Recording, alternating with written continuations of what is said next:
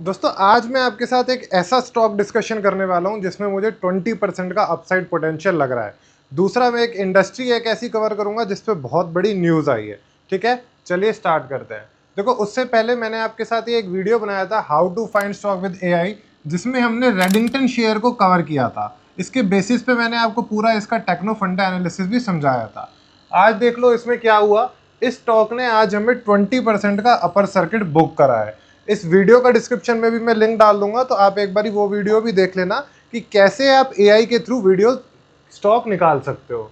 चलो स्टार्ट करते हैं। अब इसमें देखो, सबसे बड़ी जो आज न्यूज़ आई है वो आई है शिपिंग इंडस्ट्रीज के लिए। क्यों आई है, क्या आई है, वो न्यूज़ मैं आपको समझा देता हूँ। गवर्नमेंट एक प्लान कर रही है जिसमें वो 4,000 करोड़ का इंसेंटिव देने वाली है शिप ब्रेकिंग इंडस्ट्री को। ये काफ़ी लंबा आर्टिकल है, पर इसको मैं बड़े इजी वे में आसान भाषा में आपको समझाने का ट्राई करता हूँ। देखो, होता क्या है, कभी भी कोई भी जब कंपनीज के पास जो स्क्रैप शिप होती है, गवर्नमेंट उसके लिए इंसेंटिव लेके आ रही है। वो क्या कह रहे हैं, आपकी कोई भी शिप कोई भी स्क्रैप हो जाती है यानी कि ख़त्म हो जाती है, तो उसमें आपको करना क्या है, वो आपको बेचनी है इंडियन गवर्नमेंट को यानी कि इंडियन कंपनीज को जो शिप बनाती है।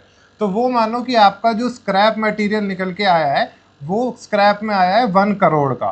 तो इस केस में गवर्नमेंट आपको क्या होगी, इसके टोटल वैल्यू का 40% का एक क्रेडिट नोट दे देगी। क्रेडिट नोट बोलते हैं जिसको, वो आपको क्रेडिट नोट प्रोवाइड कर देगी। अगर हम इसका निकालते हैं तो वो निकल के आता है 40 लैक्स का। अब इस 40 लैक्स का आप क्या कर सकते हो, जब भी आप कोई इस केस में न्यू शिप परचेज करोगे किसी भी इंडियन कंपनी से, जो इंडियन कंपनी शिप बनाती है, अगर आप वो न्यू शिप परचेज करते हो मान लो 5 करोड़ की, तो उसमें आपको इस 40 लाख का बेनिफिट मिल जाएगा। एंड आपको सिर्फ और सिर्फ 4.60 करोड़ ही देना पड़ेगा। तो गवर्नमेंट एक इंसेंटिव देना चाहती है, ऐसा कुल मिला के 4,000 करोड़ तक का गवर्नमेंट इंसेंटिव देना चाहती है, जिससे कि जो हमारी शिपिंग इंडस्ट्री है वो बूस्ट हो।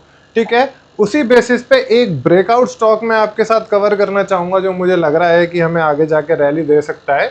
वो ब्रेकआउट स्टॉक में अगर आपके साथ कवर करता हूँ तो उसका नाम है शिपिंग कॉरपोरेशन ऑफ इंडिया।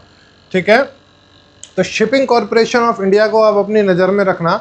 ये अभी आप देखोगे तो बहुत ही एक अच्छा अपना रेजिस्टेंस लेवल बनाया हुआ है 220 के लेवल पे। इसने 5 बार उसको टच करने का ट्राई करा पर उसको क्रॉस नहीं कर पाया। जिस भी दिन हमें 220 के लेवल के ऊपर या हाई के ऊपर इसके ऊपर क्लोजिंग मिल जाएगी, बहुत अच्छे से याद करो, क्लोजिंग मिल जाएगी, तब हम इसमें बाइंग पोजीशन बनाएंगे। जो लोग स्टॉप लॉस भी जानना चाहते हैं वो हमेशा आप इसमें स्टॉप लॉस रख सकते हो 50 डे SMA का। अब जो लोग काफ़ी टाइम से मुझे फॉलो कर रहे हैं उनको तो ये चीज़ें याद होने लग गई होंगी। स्टॉप लॉस आपको क्या रखना है, स्टॉप लॉस आपको रखना है 50 डे SMA का। ओके, तो ये तो हो गई आपकी न्यूज़ कवर हो गई।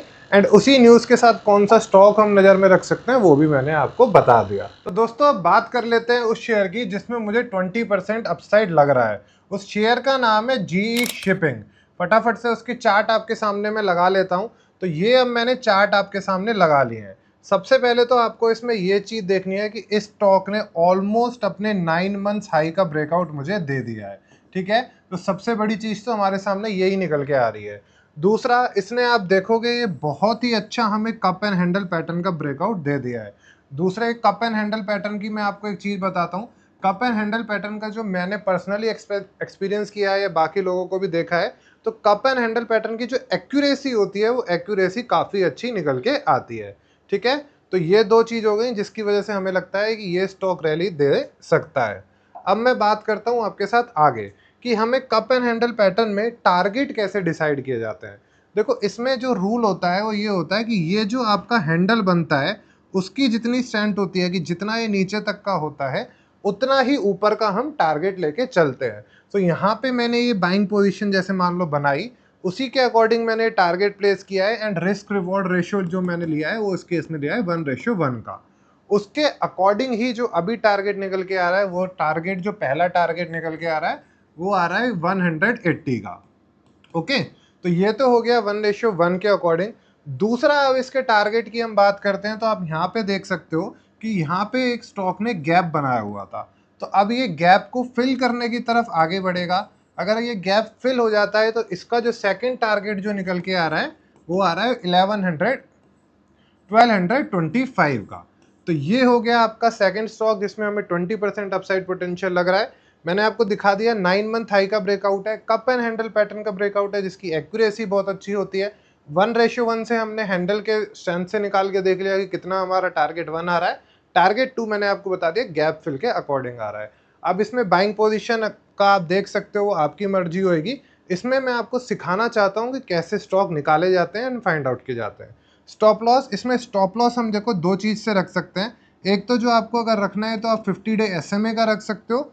दूसरा अगर आपको और भी यहाँ रखना है तो ये जो हैंडल का अगर लो के नीचे स्टॉक जाता है तो इसमें से हम एग्जिट हो जाएंगे। ठीक है, तो ये हो गया आपका सेकंड स्टॉक इसी इंडस्ट्री से, इसका नाम है GE shipping. So I hope आप लोगों को ये वीडियो पसंद आई होगी। अगर वीडियो पसंद आई है तो लाइक ज़रूर करना और चैनल को सब्सक्राइब कर लेना। और हाँ, हमेशा कमेंट में आप सब लिखते ही हो, आज फिर से लिखना है कि हम सब मिलकर सीखेंगे, मिलकर कमाएंगे।